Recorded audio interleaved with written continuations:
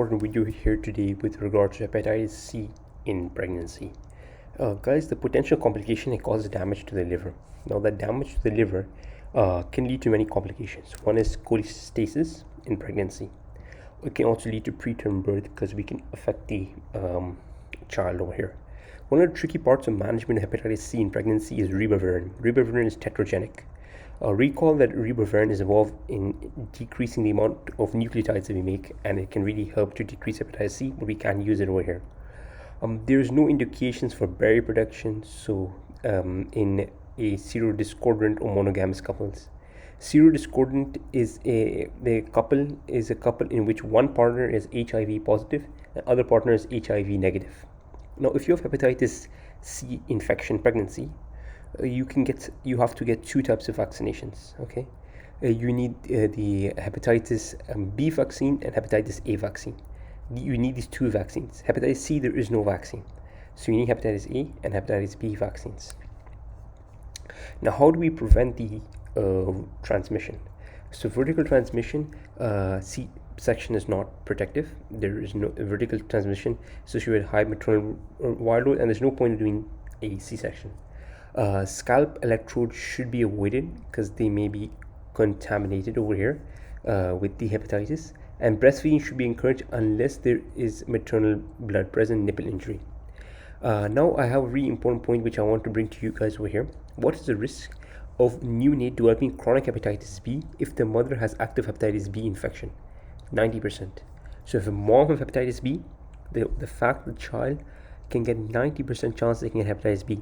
So therefore, we don't even do any testing. We just go, that was NBV number 7 question for me. We don't do any testing over here. We just jump straight into hepatitis B vaccine, and we give IV hepatitis B immunoglobulin.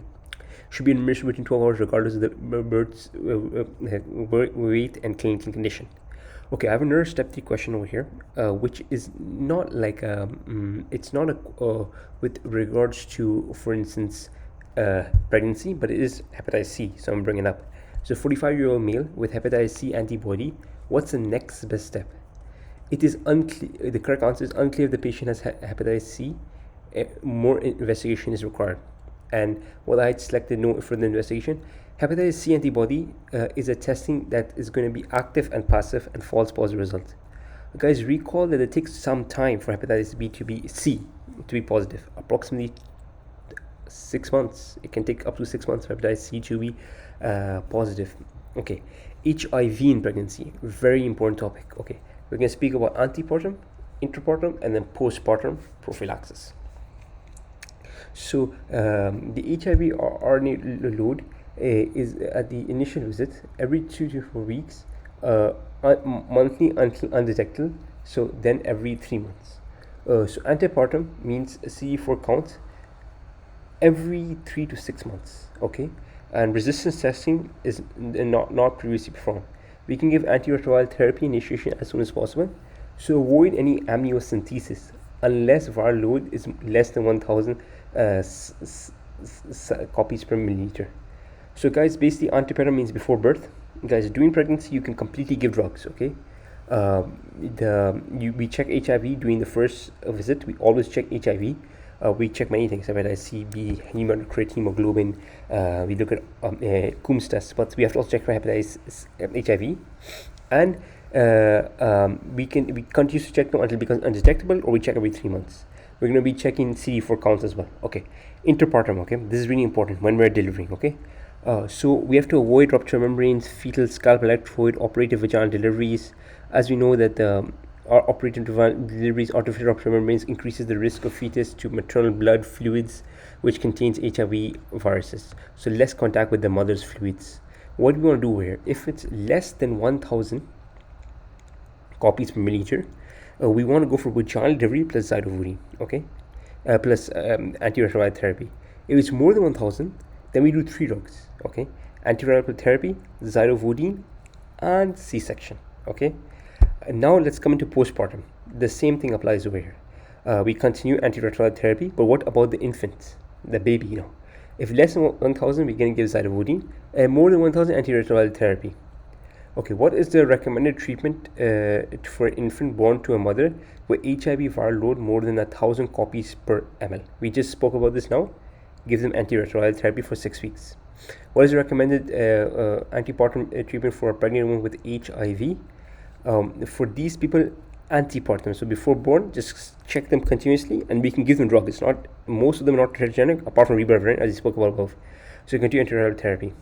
All right. We can see over here that there was one 31-year-old female. Her CD4 count was 610 and HIV was less than 50 copies per meter. What's the next best step? We have to continue and triple therapy and decrease the risk. This decreases the risk of tetragenicity. And modification antiretroviral gem is avoided due to risk of impairing drug resistance, loss of viral suppression during pregnancy, and changes only if there are side effects and fetal scalp are operative. Alright guys, I'm going to recap this. Hepatitis C, guys, avoid ribavirin. Give vaccines for A and B, okay? There's no point vaginal C-section is the same thing, okay? We can do breastfeeding. HIV in pregnancy, guys. During delivery, I'm going to speak about these things. This is important. Less than 1,000 copies, we're going to go for antiretroviral therapy, and we're going to go for vaginal delivery. More than 1,000 copies, we're going to go for a C-section. We're going to go for zidovudine and antiretroviral therapy. So how about postpartum to the child? Again, depends on the count. If less than 1,000, zidovudine, more than 1,000, antiretroviral therapy. So made that quite simple, hopefully. Hope you found this video useful. Thank you guys for watching, and I hope to see you guys next time.